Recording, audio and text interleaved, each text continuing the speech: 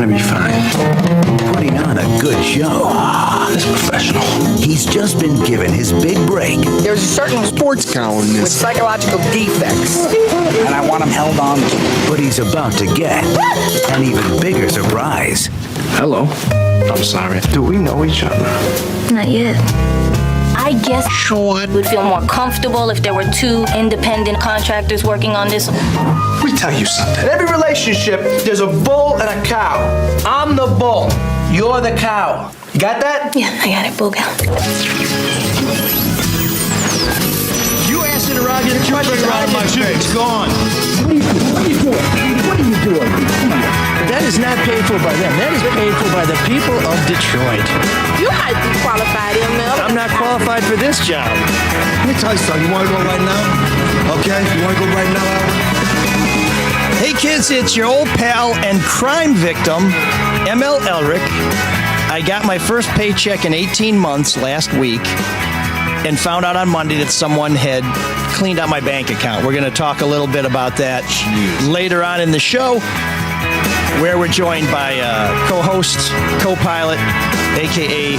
audio god Mark Fellhauer, and Sean Windsor, who is milking it, I guess, if we're going to keep the bull and the cow analogy going. Oh, gross. But we have a very special guest today, Sammy Sussman, who is a music student and an outstanding journalist at the University of Michigan, who broke one of the biggest stories on a college campus of the last few years, which has led to federal prosecution and really shaken up a rather staid field where there's been a lot of... I guess I would say it seems like there was a conspiracy of silence that Sammy shattered. So he's going to join us in just a minute to talk about his outstanding work. But first, we want to tell you about the people who make this show possible from a financial standpoint. That would be our good friend Luke Nowacki, who supports all the Red Shovel Network shows. Yeah, that market's insane right now. So don't overreact. Get a long-term strategy. Call our buddy Luke Nowacki at Pinnacle Wealth 248-663-4748 for rational financial advice. What is this market? What's happening with it? Should I be in stocks? Should I be in bonds? I don't know. Call Luke. Get advice. Get a strategy. He's at Pinnacle Wealth 248-663-4748. Because when you call Luke, he'll make it all about you, sweetheart. Securities and investment advisory services offered through Royal Alliance Associates Inc. Member FINRA SIPC. Royal Alliance Associates Inc. is separately owned, and other entities and/or marketing names, products, or services referenced here are independent of Royal Alliance Associates Inc. And if you are watching the market, you'll be in a fetal position. That's why you want Luke, because he'll tell you, don't worry about it. I got this. I'll probably say it's a good buying opportunity right now. Well, that's right, Sean? Yeah. That sounds great. I just wanted to get Sean involved. Oh, thank you. It's like Sean says, buy high, sell low. I love this strategy, too, you know. What's that? Make people eat their vegetables and listen to the sponsors before we actually get into the show. We're one of the few We're podcasts servicing our sponsors. What are you talking about? Oh, it's okay. You know, I get it, I guess. Sean hates our Not really. sponsors. Yeah, No, I love our sponsors. Just like to Sean sprinkle hates them out the a show. little bit later. I want to hear Mike Elric talk for a while. before DuPont I award-winning listen to the sponsor. podcaster and veteran radio impresario Sean Windsor is critiquing our rundown. You know, if you like good deals, don't listen to the show, because we're just going to talk about Hall Financial, and Sean's going to get mad. Can I talk about Hall Financial? I love Hall. I wish you would. No. Do you have a high interest We're credit going to card? send No, Sean. don't entertain him for a bit. No, that's okay. We're going to send Sean out into the Hall, but not the Hall Financial, because he doesn't deserve a good deal. Do you have high credit card debt? Fortunately, Do you, no. do you have student loans? No, but... Do you have a home remodeling? This is part of the reason. Do you have home remodeling that you need money for? Well, nobody can be as financially secure as Sean Windsor is. So if you answered yes to those, then maybe a cash out refinance from Hall Financial, that could be the answer you're looking for. You might have thousands of dollars sitting in your home that you didn't even know about, because the average house in America has gained over $30,000 in home value, and Hall Financial has a cash out refinance to help consolidate all your debt into one manageable mortgage payment. You can get it in as little as 8 business days, too. How do you do that? Well, you go online to callhallfirst.com, or you just pick up that telephone, 866-CALL-HALL. And we also are brought to you by the Caju Cafe, who sponsors Room 7609. We're going to be talking a little bit later about the great acts coming to the Caju Cafe this week. But there's always a good time on the east side at the Caju Cafe where you'll find great food, great music, great times. And one of the co-owners is John Rutherford, who, like our next guest, was a very prized and recognized and honored musician from the University of Michigan. He plays the trombone.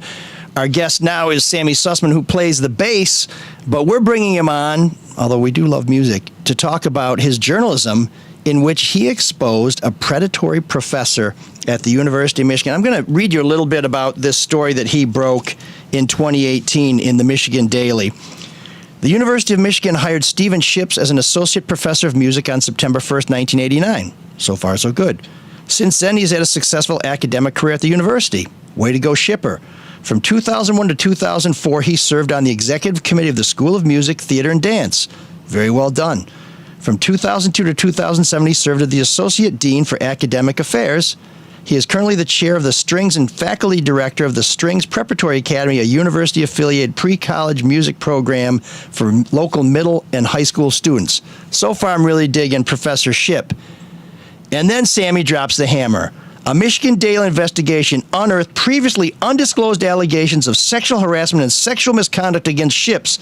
These reports span nearly 40 years, from fall 1978 to a university-affiliated summer program in the last 5 years. They include accusations of unwanted touching, sexual assault, prolonged sexual relationships with teenage students, and misogynistic and sexist verbal statements. Bam! Sam! Damn! That's some pretty powerful stuff. How did you come up with this amazing, explosive, revelatory story? Sammy? Can you hear us? Uh-oh.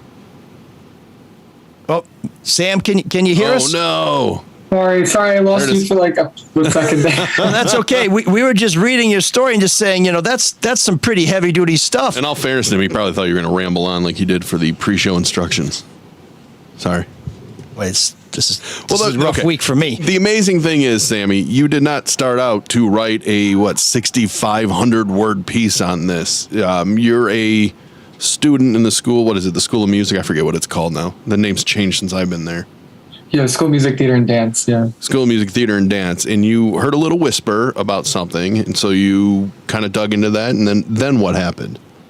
Yeah, so I started digging into the most recent stuff because I'd heard rumors about things that happened the past couple of years. And then one of my friends said that Ships had used to work at a high school in North Carolina, and that there were all these rumors about his time there. And people here had assumed that things were different than his time at that high school, but there was a lot to dig into in terms of that high school. And the North Carolina School of the Arts is fairly notorious. Like right now, they face a lawsuit from 56 separate plaintiffs about sexual misconduct by various teachers there.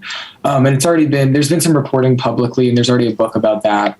So once I knew that he had taught there was that tie-in and that angle to it. And of course, that led me to go further back in his career and even further back in his career to an institution before that.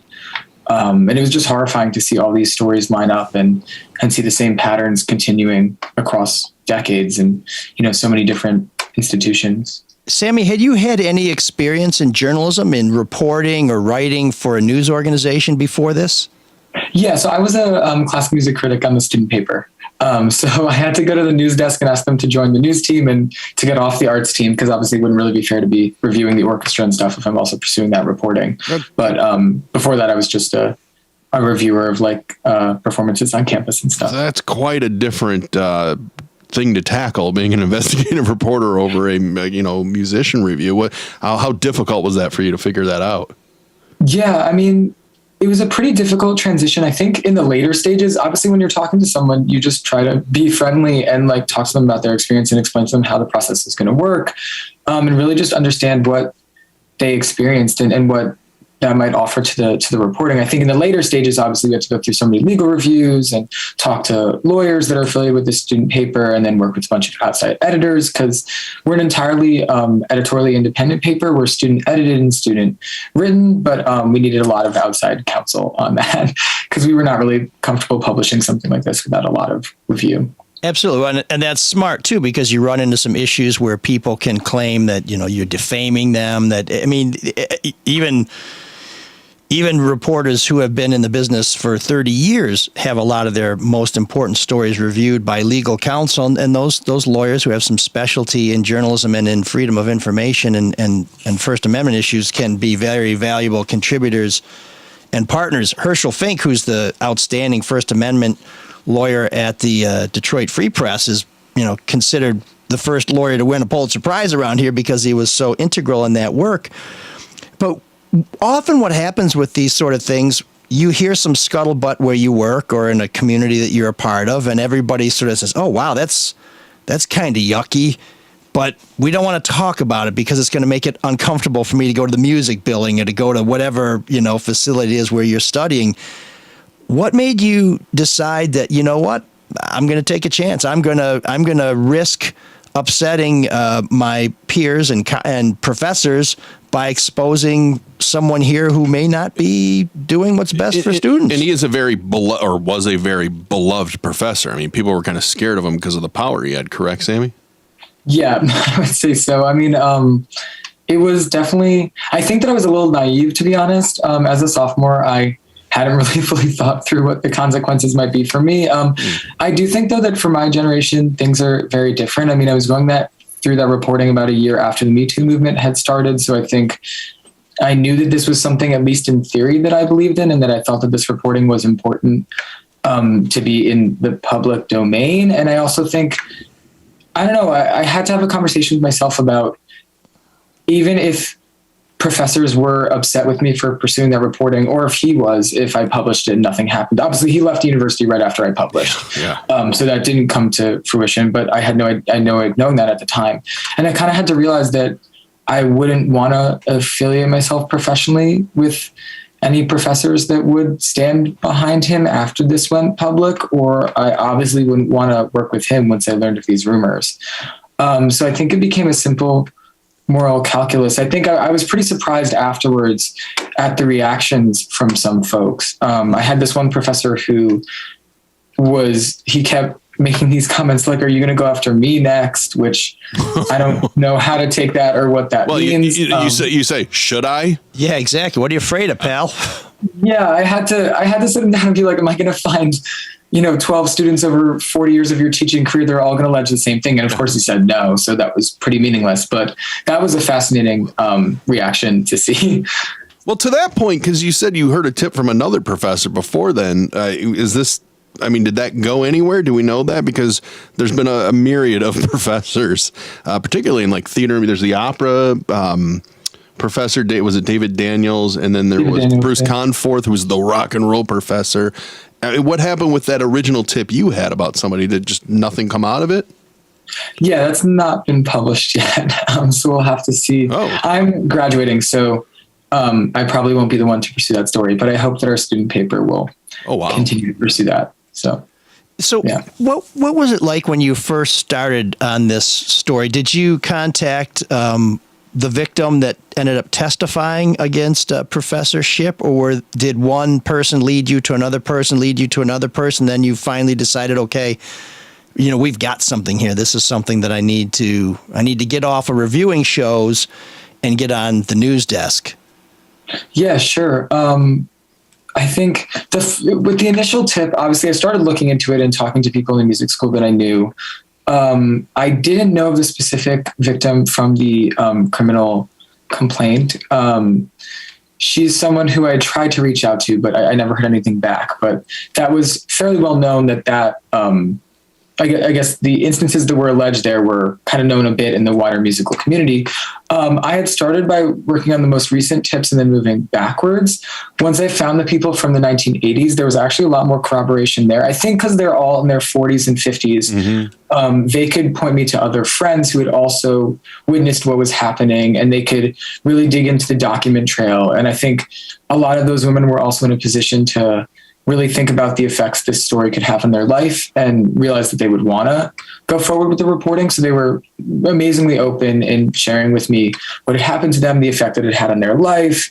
In some instances, we saw journal entries that one woman had kept at the time when she was 16. So those were pretty stunning, and it was really powerful that she could share those with us and that we can make those public, because she really thinks through the consequences that she would face if she went public with that. We reached a point where we had like 8 survivors on the record. Our big problem was that only one of them were named. Obviously, we abide loosely by the AP standards, so most survivors of sexual harassment or misconduct are not generally named in reporting, and they don't have to be. But obviously, we want the strength of having someone's name out there, because then they're standing behind what they're alleging. So once we reached 8 survivors, we were pretty comfortable that the story would end up in print. And then, of course, we doubled back and tried to contact everyone that we had previously contacted to say, this story is going to go to print at some point. We're wondering if you've, changed your mind about being quoted or being quoted by name. And then we were able to move forward with that reporting. It was also pretty intense because while I was pursuing the initial reporting, I also was pursuing a separate article about the University of Michigan being made aware of allegations of criminal behavior against ships in 2017. And it took them over a year to respond to that. So that was pretty crazy to see them respond. I believe that they responded to that woman's email when they learned that I was pursuing this reporting separately, and that otherwise they wouldn't have responded to her. I have no way of proving that, but the timeline seems a little too That close. seems to be the university's MO. I mean, we saw that with Dr. Henderson. Once that was finally reported, then it was like, oh yeah, we were working on this. We knew about this.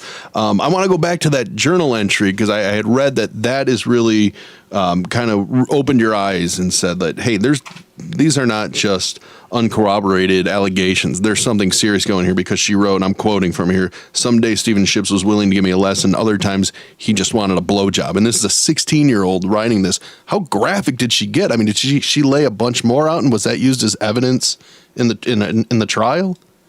Yeah, so that's a student from the 1980s. So it's not, that doesn't have any relation to the criminal case. I also don't know what the evidence was in that case, because he had decided to take a plea deal instead of carrying the case to trial. We're told that there was over a gigabyte of digital evidence in that case. Obviously, those specific circumstances pertain to 2002.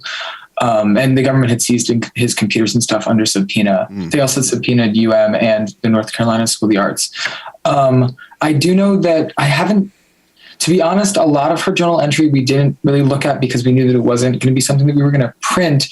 There's another section that I actually dug into a lot more, which was her talking about what the consequences would be if this story, if the admin found out about what had been happening to her at the North Carolina School of the Arts. She talks about how it would have a devastating effect on her academic career, but that she would face no repercussions. And it's just crazy to see, a 16-year-old kind of going through that calculus and realizing that she has to stay silent. I would say that that's also kind of more the focus of what her reporting was, because it was great that she shared the journal. Obviously, that offers a lot of corroboration, but I don't really feel like it's my job to dig into that at all. Sure. And those contemporaneous records are really important for a lot of people who have been accused of sexual assault. One of the ways that reporters try and assure themselves that these are legitimate is they'll go back to people who they may have confided in at the time, a friend, a journal, a counselor, someone who can say that, yeah, they were telling me this 20 years ago. This isn't something where somebody said, where there's some sort of transference or fantasy or something like that. So those kind of records are incredible. And the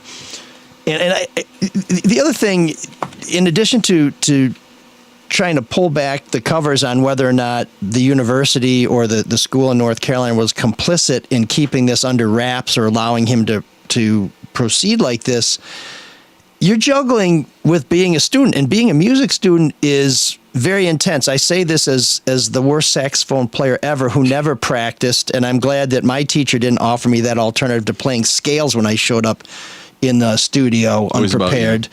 But about you. This is we try and relate life experiences. But how do you juggle being in the middle of a very all-consuming investigation, but also having a pretty intense major where you have to put some serious time in on your instrument to be able to get a good grade and presumably get the parts and the roles that you want? Yeah, I mean, I am lucky because I think because the story related so closely to the School of Music, I could confide in some professors on what I was working on, and they were willing to give me a bit of leeway. So I know I had 2 professors who let me take exams early because I published the story a day before we started final exams.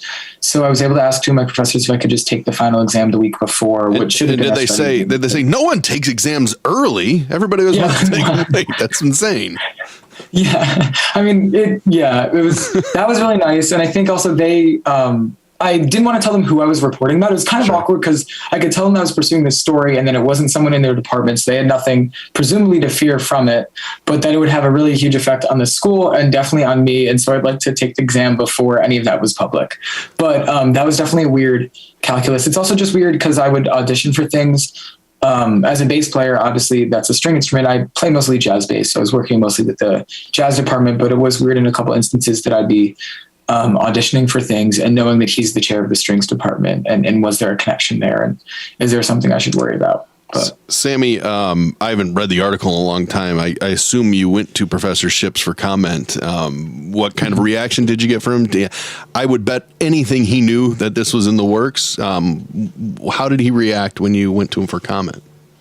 Yeah, he never gave us any comment. He retained a lawyer, I think, a day or two after we emailed him and we emailed the university. He was actually put on leave from the university and banned from the premises 3 days before we published. Huh. And then he resigned, I believe, 5 days later. Yeah. He decided that he was going to retire at the end of May. Then we published our reporting about the university getting an allegation of statutory rape against him in 2017. That was a really interesting article because he also got the email himself from that woman. And as a chairperson, he had obligations in the Clary Act to report allegations of criminal behavior to the Title IX office. And we found no evidence that he did. And so then he ended up retiring 2 months earlier than he had planned after our initial reporting. But I never heard anything from him. In court, he seemed to dispute some of our reporting during his sentencing hearing. He said that he accepted that he had a pattern of behavior, but that he disputed some of what's been reported publicly. And that was the first that he's ever commented publicly on any of that reporting. And is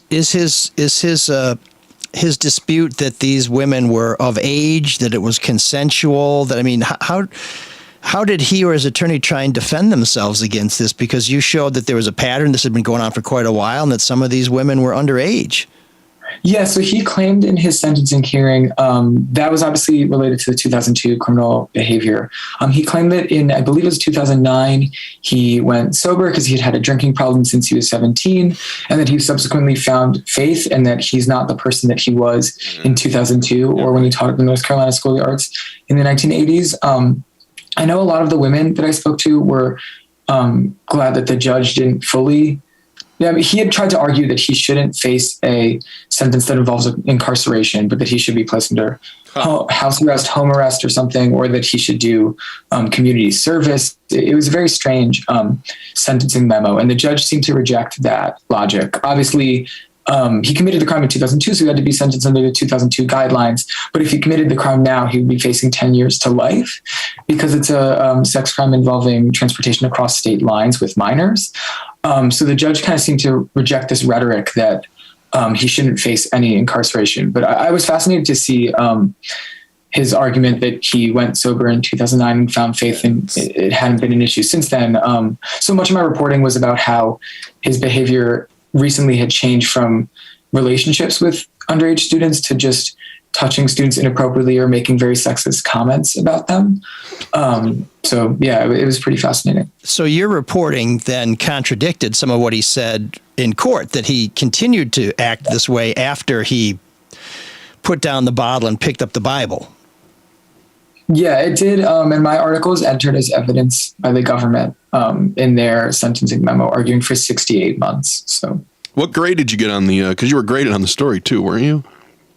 Or were you not graded? No. Oh, you weren't? I thought I read that you was not. Okay, I thought I read that you were graded on a version of the story or something. Okay, are you going to be a musician or are you going to be a journalist? Which one are you going to do? Yeah, I'm going to go to journalism school next year. I'll be going to the Columbia Journalism School for the investigative reporting program. So, is it because of the work?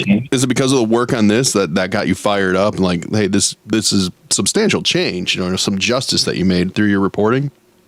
Yeah, definitely. And I became the investigative editor on the student paper here. I helped found an investigative team. So we pursued some stories. Like we pursued a story about a computer science professor and allegations against him. And that was pretty powerful here. And then I did some reporting over the summer for Classical Music magazine, some investigative reporting about other professors and other institutions. And that really made me rethink my calculus on kind of, would I rather be creating music or kind of taking a critical look at the industry? I think, I don't know, I'll always be a musician and a composer, but I think my interests lie much more in hopefully moving the industry to a better place than, constantly creating. So. Well, and there's nothing to say that you can't kick ass during the day for a news organization than ripping up at night with that 4-string. So, or the 6 if you prefer, whatever. So let me ask you a little bit about the university's reaction to this. Once this was published, did you have professors who said, "Oh my God, I never knew this was happening"? Did you have professors who said, "Thank God somebody finally brought this guy to justice"? Or was there just sort of a, I'm not going to say too much about it, it's unpleasant, we just want to move on and pretend it never happened? Yeah, I mean, I think the responses were all across the map. I had one professor, the professor is quoted in the article, but they were one of the people that I confided in shortly before publication. This professor was like, "That's crazy," because I heard him make a really misogynistic comment about, I guess this professor was sitting with him on some review committee for, when they hire a new professor with tenure, they obviously have, I think it's 7, but a bunch of tenured professors sit in a review panel and they look over the person's resume and stuff to prove that they're going to be hired right with tenure. And so this person said that they were hiring a potential female professor and they heard Ships make an incredibly sexist comment about that person. So this professor was like, "I've known that this would not that this level of reporting would come out, but I've always suspected that he's a very misogynistic person and I've never felt comfortable with him." So that professor's response was really crazy, because on the flip side, obviously I had the person who I told you about who said, "Are you going to look into me next?" And then there was just a bunch of people who I think were uncomfortable with the questions that were being asked of the institution after that. He was literally someone that had taught in the school since 1989 and he'd held an administrative position since 2001. And I was pursuing this reporting in 2018. So I think there were a lot of people that were just uncomfortable with how much this might expose the brand to some degree of criticism and how much it called into question. That right there has been the university's biggest problem, because they're more concerned with the brand. I mean, this is a giant institution. There's going to be some losers and criminals that make their way through it. It's the cover up that has been the problem. And they have handled every single one that I've seen, the big publicized ones, have been handled so incredibly poorly by the administration. So I guess the question then is, they talk a lot about change, especially, the regents talk about change. And, we got Schlissel is long gone after he violated the new guideline that he even came up with.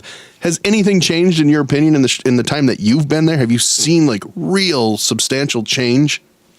Yeah, I mean, in the music school, there's been change, but I always think of like, what was the baseline that we're changing? Yeah. I think we've outright banned relationships between faculty and students. We've also, in the music school, put glass panels in the doors.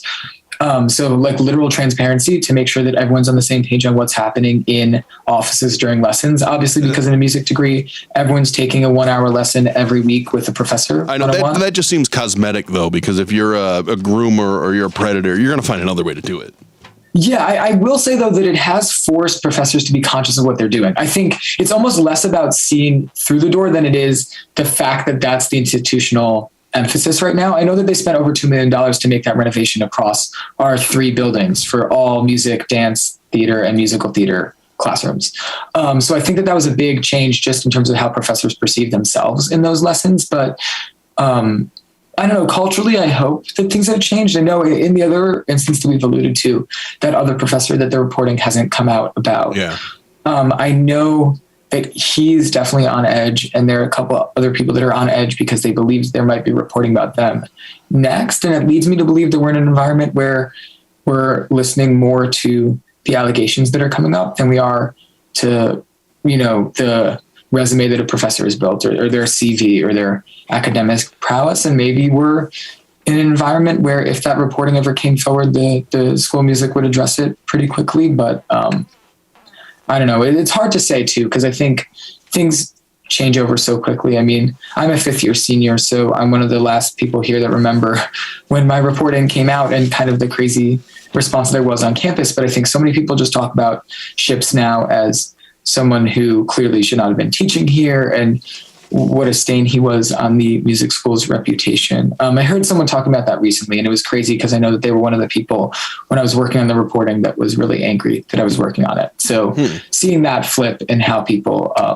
talk about it is really intense. Well, there's that online forum too, the Whisper Network, which, and since that's become known, has there been an explosion, and they are just allegations. I mean, it does take investigative reporting, and then there is the judicial system. But has there just been an explosion on there of allegations about professors or administrators on there?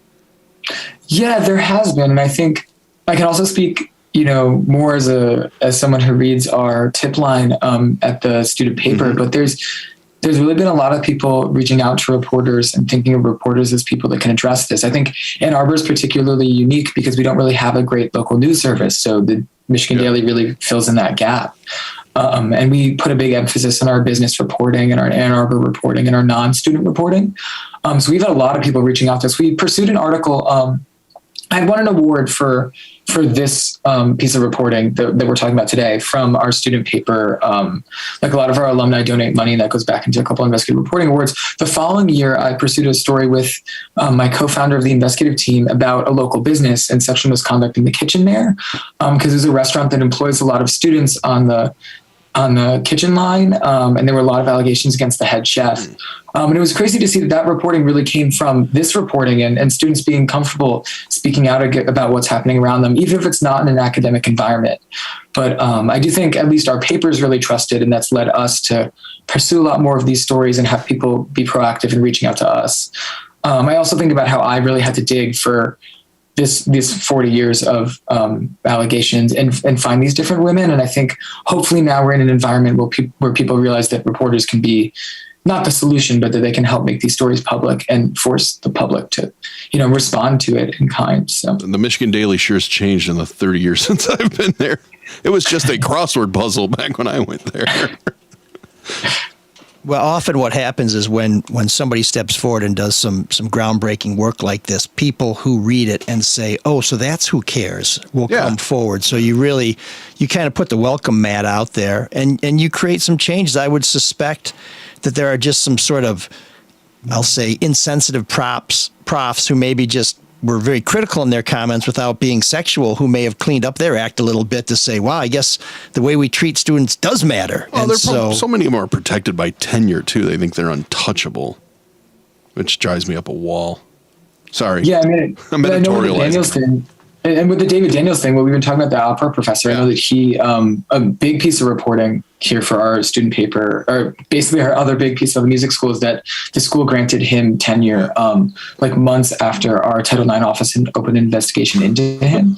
And we proved that the dean was aware of the Title IX investigation when she gave him tenure. Unreal. And she also sped up his tenure cycle. So it seems like she gave him tenure right before that all happened. So is she still there, whoever this person is? Yeah, she was the interim dean. Now she serves as a voice faculty member in the musical theater department. So, Sammy, what do you do to see that these stories are followed through on after you leave? Because one of the things about student papers is you do your bit, you move on, and as you said, stories that happened a few years ago, the institutional memory there is, it comes and goes with students. But it seems like there's some other things you uncovered that really need to be bird dogged, like people allowing this to happen, people covering it up, people being informed that this was out there and then doing nothing about it. How do you make that handoff to your successors? Yeah, it's really worried me, to be honest. I know we've set up a true investigative reporting team. It used to be a beat on the larger news section, but now it's a separate team with separate funding and separate editors. So I'm happy about that. I've also spent the past year as the managing editor of the team trying to pursue all sorts of investigations. So we looked in allegations of just general abuse by RAs against the university. They were alleging that the university wasn't really handling their allegations properly and that they were being put in really unsafe working conditions. So that reporting got a lot of attention. Then we pursued some other reporting about another music school professor, another computer science professor. So I've tried to help some younger reporters kind of pursue those different avenues. I think the real emphasis for me, though, has been showing the paper how much attention and how positive it can be to pursue these types of stories. Because that story that we were talking about today took me 5 months. So it was a full semester of reporting. That's all I did. So I think for a lot of student reporters, initially it's hard to justify that level of investment in one story, especially because on a student paper, you're just kind of trying to crank out bylines that maybe 1 or 2 articles stick and you can use those to get an internship. But showing people that really investing in a story and taking it all the way through can also be equally as beneficial for the institution and for you. And that, you know, as a student paper, we should really be, investing in those stories and spending our time on that because it'll have a really positive effect. I mean, I know my article was covered by the Columbia Journalism Review, and it's been linked to a couple of times in the New York Times, which has been really incredible for our student paper. And obviously we have the Google thing where you can see who's clicking on your articles and where they're coming from. So to see thousands of people clicking through to our reporting from the New York Times has been fascinating. And it's really made us realize that if we pursue stories at a high enough level, they can be treated as professional reporting, and no one's going to remember that it was a student paper doing it. So, Sammy, how do people support the investigative reporting efforts at the Michigan Daily? Is there a website that we can send them to? Yeah. I think on our About Us page, we have a way of donating money and everything. The nice thing is we are fairly self-sufficient we sell a lot of ads for local businesses, and that funds a lot of our reporting. So I think more just donating to, local reporting in your area. I think Ann Arbor is also so lucky that we pursue these stories because we get a free building from the university and free computers, and our printing is subsidized by the University of Michigan. But in so many local communities, you have local journalism that's just not happening anymore. So support the Daily, but also support your local paper, I guess. Sounds good. Well, Sammy, congratulations on the great work. Congratulations on bringing a measure of justice where it was sorely needed and changing the culture there. Good luck at Columbia, and when you're done, give us a call over at the Free Press. We can always use somebody who kicks ass. He'll be at the Times. I know. I'm trying to keep him down on the farm before he gets to Paris. Well done, man. Well done, Sammy. So that's Sammy Sussman of the Michigan Daily. Broke a huge story. Took some time to play out. If we didn't mention it, Professor Ships got 5 years in federal prison, and it sounds like he was lucky that it was only 5 years, but that's great journalism, folks. That's the kind of stuff that we want to take you behind the scenes to see how it's done, and see every university student is not just some woke, vapid kind of influencer on Instagram. Some actual, right, Sean? I'm trying to get Sean involved again. Nothing out of this guy. And man. Sammy can also drop a dope beat. It's a really as Sean well would say. done article, and nice knowing that there's more in the pipeline. How old is he? 22? 23? 22 or 23. Said fifth year. He's got to be in his early 20s. What were you doing in 22? Me? I was working on the #1 morning show in Detroit. Were you? Yeah. What about you, Mike? I was leading an investigation into dorm security at the Michigan State News. No, I think I was doing that. I was doing that when I was, probably 21, 22, something like that. But to finish my answer, I was really not doing anything. I was still messing around. I was the only loser. Why? What were you doing at 22? Just passing off that Gordon Food Service hash as... I was doing nothing. That's impressive. 22. No, and it's really good work. Sean was stacking amps for Scratch Acid. No, I wouldn't do anything like that. You can see when young people are going to be, like you said, he's going to be at the Times. He's going to be where he wants to be, right? Yeah, hopefully. I mean, that's just really incredible work. It's amazing. I was reading, too, that when he first turned in the first draft, you guys will appreciate this, I think it was like 2,000 words, and the editor's like, no, you need a lot more, what do they say? A lot more witnesses and evidence, and go back at it. And to his credit, he did. Yeah, she said, this is nowhere near enough. We need this corroborated. We need to see documents. And to his credit, he went back and added another 4,500 words. Oh, well, some of my former students at Wayne State, went to Deadline Detroit to expose Jack Lessenberry, who was well-known local columnist who was just horrible. And when I was at Wayne State, I went to the J School and said, this guy's a creep and a predator and somebody should do something about it. And they told me, yep, we're going to deal with it. I was told he was no longer supervising interns. And then I left Wayne State and never really knew what happened with him. But when the Me Too movement really picked up steam, some of my former students said, you know what, we were never really satisfied with what happened with this guy. one of the students really started digging into it. She was actually working in Poland at the time, and she started working on it from Poland. And another student got involved and helped out. And then they worked with Alan Lengel at Deadline Detroit. They worked with a great lawyer. I helped a little bit here and there. And by the time they were done, they kept finding cases. But some people are reluctant to come forward. Some people come forward and say, oh, I'll come forward and you can use my name. And then they start thinking about it. And they're like, I don't know if I really want to be out there. And they just kept digging, and they kept finding more, and they kept finding more, and they kept finding more. And eventually they got to a critical mass where they published. And then after that, Wayne State said, we're going to investigate. And that's one of those things as a reporter, you're thinking, oh, crap, an official investigation that's run by the university that really didn't take any action in the first place, they're going to come out with a whitewash, and it's going to look like we made this shit up. Well, no, Wayne State found stuff that was way worse than what Deadline Detroit had published. And like all good reporters, Deadline Detroit had some more information that they didn't publish, either because they thought they'd put enough on the record or because they didn't have it all locked down to their satisfaction. But basically, Wayne State itself came out and vindicated the Deadline Detroit reporters, and Evelyn Aschenbrenner and Peg McNichols were the ones who did these stories. Just great stuff. And then people came forward, and it makes a difference.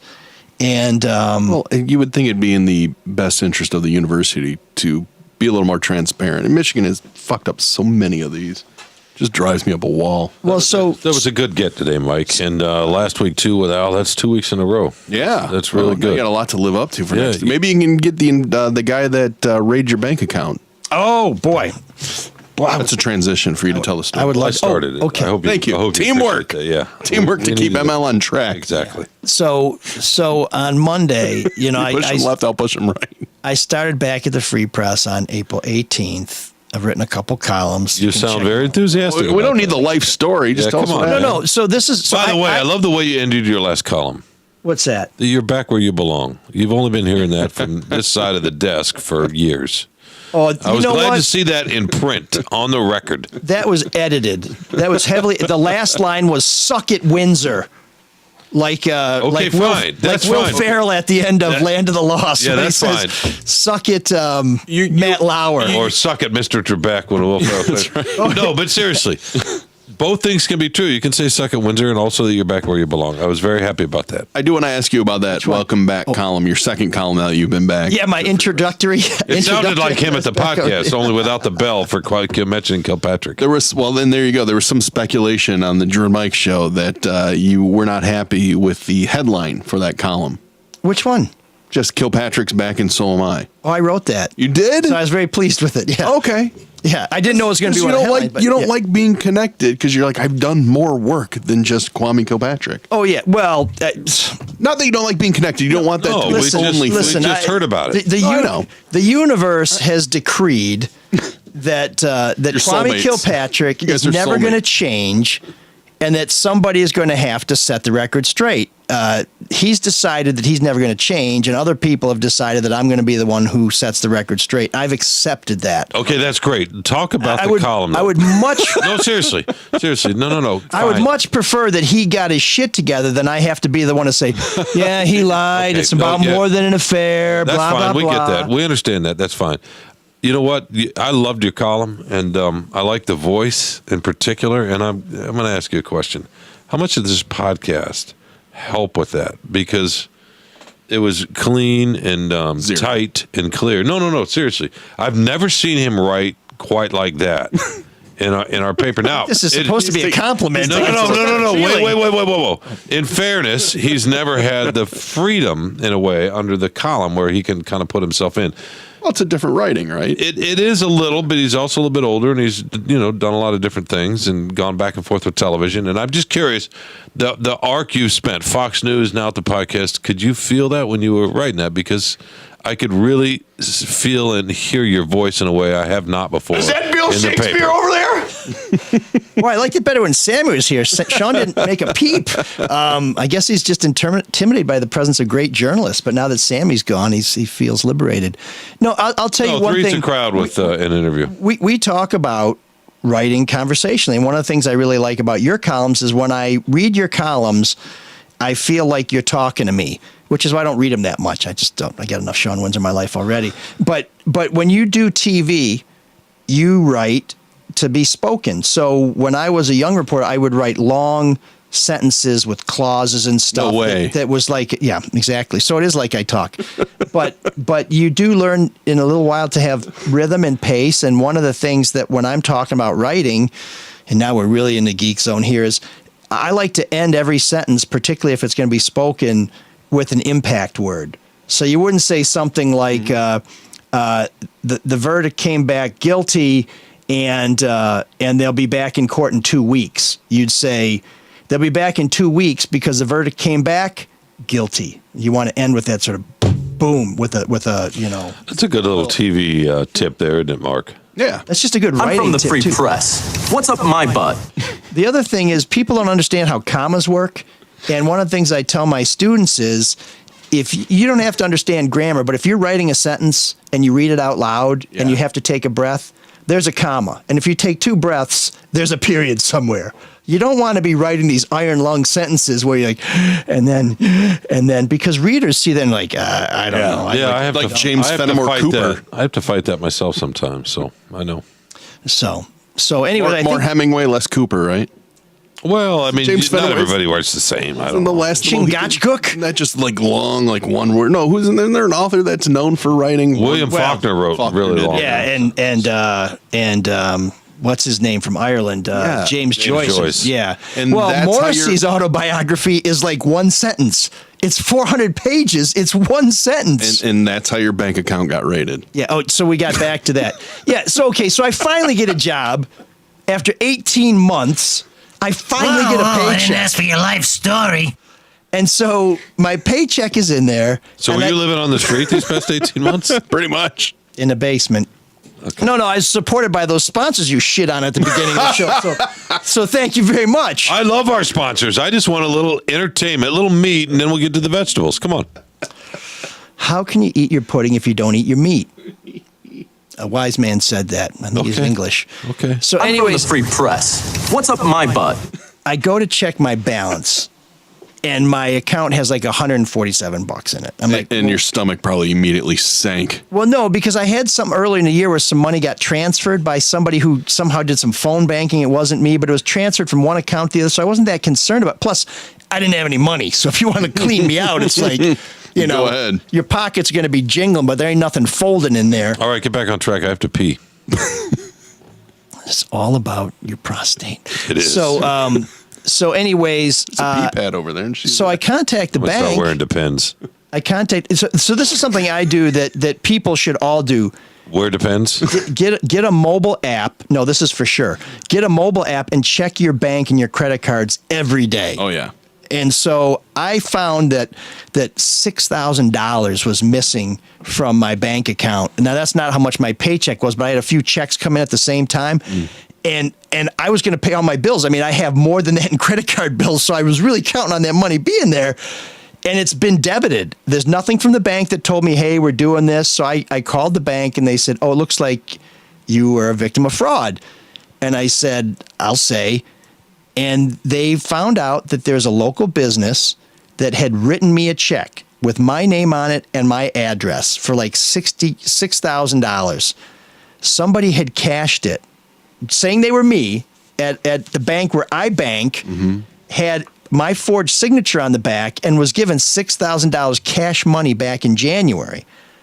Now, apparently the bank that the money was drawn from found out that this was a bogus check, went back to my bank and said, you gave, the fake ML Elric $6,000 that you shouldn't have, so we're going to take $6,000 from you. And my bank said, well, if ML's pulling a scam, we're going to take $6,000 from his account. And so this money's missing from my account. I'm like, what the hell? So I went to the bank. We talked it through. I'm filing a fraud. Now I'm going to have to wait like 6 to 8 weeks to get this money back. I know my credit card companies are not going to wait that long. So I guess I'll have to dip into that home equity line to cover some bills. But the thing is, to pull this scam off, somebody at this business had to be in on it to write a Oh, check yeah. to me with my address because I didn't even know this business existed. What kind of business was it? Do you want to say? It was a medical provider. Penis reduction. Oh. So I've obviously So maybe never you been are a there. client. No, never been there. No, but like medical supply or No, it was a dental doc- office. Oh, okay. Yeah, All dental right. office. That's interesting. They made this check, and it's not in my town. It's in Southfield, where I'd never been there. Don't know nothing about them. So why the penis joke, though? No, seriously, why did you take that detour? So anyways, I don't know nothing about them. And speaking of, I'm just curious. Speaking of body because parts, it's don't part of you the- have to it's go part use of the, yours? It's part of the feedback that's coming up because you were making similar jokes about that last week with Mr. Sabaka. I was just curious. Let me ask you this though: is this where so $6,000? Is this something that can be criminally investigated? The guy's got to be on camera going to the bank and trying to cash this, right? Yes, thank you.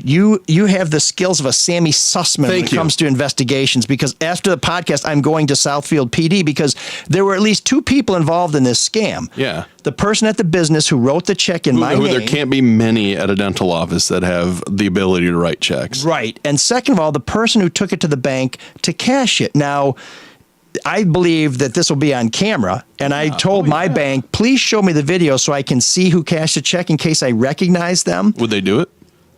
They said they wouldn't do it, but I said, well, it's going to be evidence. I'm going to the cops, so I'm hoping the cops will show it to me. And there may be a third person involved because this teller clearly did not take proper ID before handing over $6,000 in cash to somebody who walked in who doesn't have an account. Well, I guess they had an account. They claimed they were. But when I go to my bank, they want an ID. If I take a cashier's check out for $100 to pay a contractor or something like that, I have to show an ID to take $100 out of my own checking account. Sure. So here's somebody who cashes a check without. So there's at least 2 people involved in this. You said this happened in January. Will they even have the tape? Do you think? I do they suspect save they them? will. Do banks probably save them for a long, long time? Well, I've had luck with cops having drunk driving video that is 3 years old because when cop cars, so a few years ago, cop cars, when they would drive into the garage, But you're talking about a public. download all the video. Now the video at some departments automatically loads onto a server, and they will save that for years. You're talking about a public entity versus a private bank. I mean, Yeah, but banks no deal offense, with a lot it's of only fraud. $6,000 to them. I mean, Well, I think it may cost this teller their ass. That's what they're telling not me. the teller, but I mean the bank. I'm just talking about No, the but way I the mean, I think security is. I think these financial crimes can take a little while. This has only been 3.5 months, so I'm sure they still have the video of all those transactions. It would make sense. And by the way, is this the Geek of the Week? I guess Sean's got someplace to go, and that's his number one. Man, the geeks have inherited the earth. Well, good luck. What a dork. Does him wanting to play with us again mean that he's turning into a geek, or we're turning into cool guys? What's that mean drummer movies? Sean's Whiplash. Whiplash. He's kind of the mean drummer guy on the show now. He's like, Are you rushing? paradiddle. Are you rushing or are you dragging? Yeah, exactly. I always wondered why you would do this when ML was talking, where you'd go put your fist up, like J.K. Simmons and that. Did you like Whiplash? I love the end. I didn't see it. See, I feel like I think I texted you this, ML. It's a good movie if you don't mind a dumb plot. I love the end where Paul Reiser. Don't That's what spoil people say it. about this podcast. No. I'm just going to say this.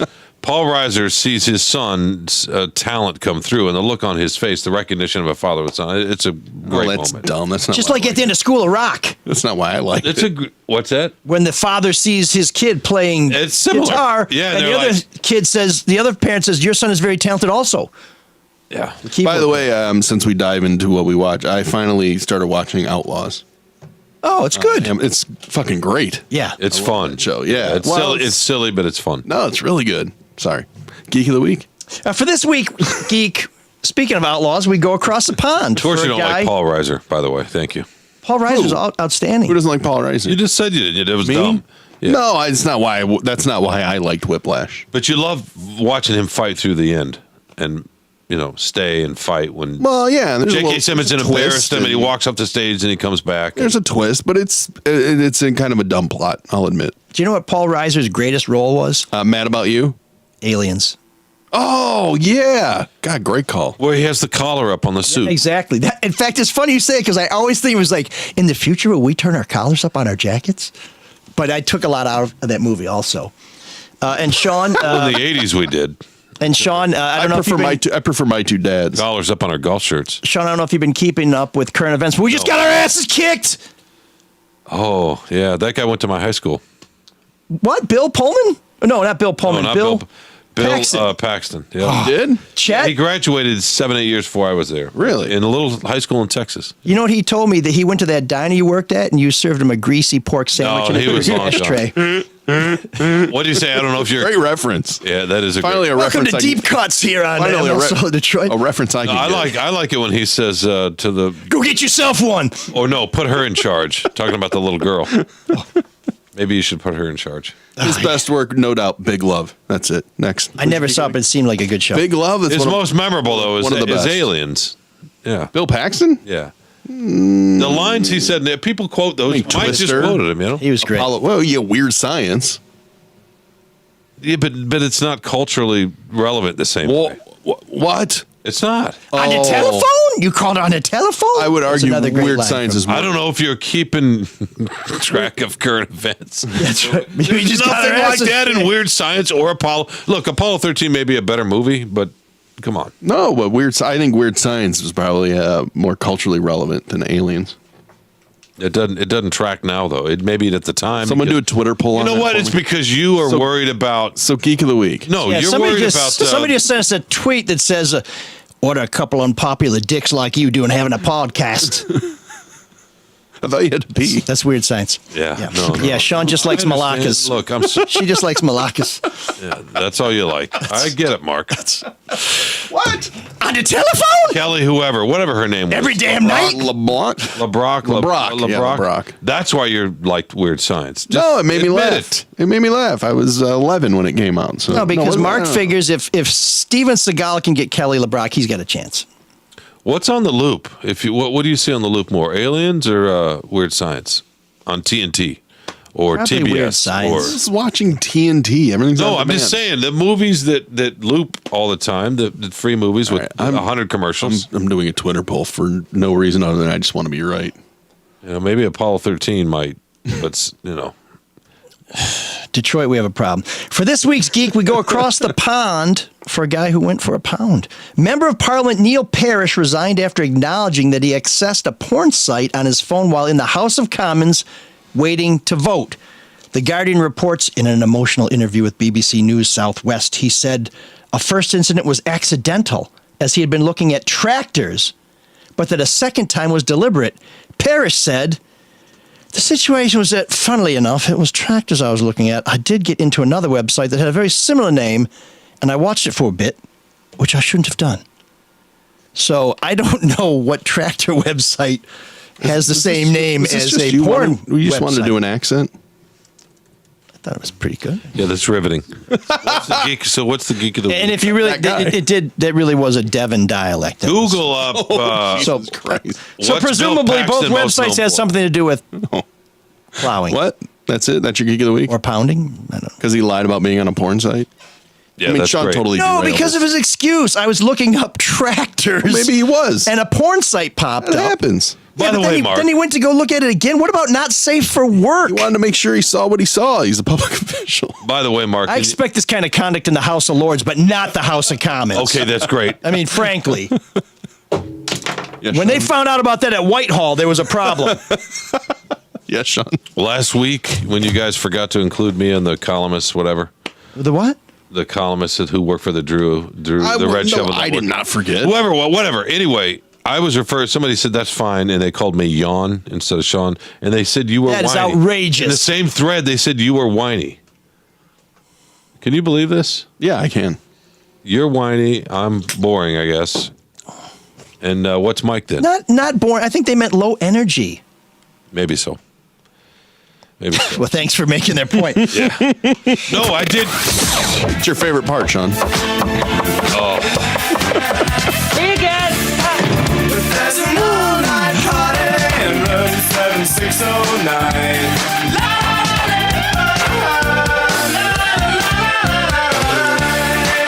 And you time.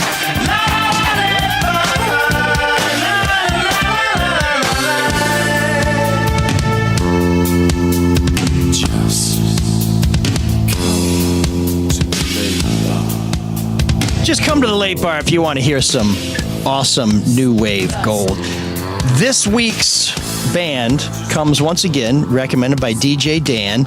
I kind of went a little different direction in terms of song selection, but if you pay close attention, I think you're going to be able to help reverse engineer what theme this is. I don't want to say any more. I just want you to just wrap your ears around the other two and you with a sushi-themed song called, not really, called Tasty Fish.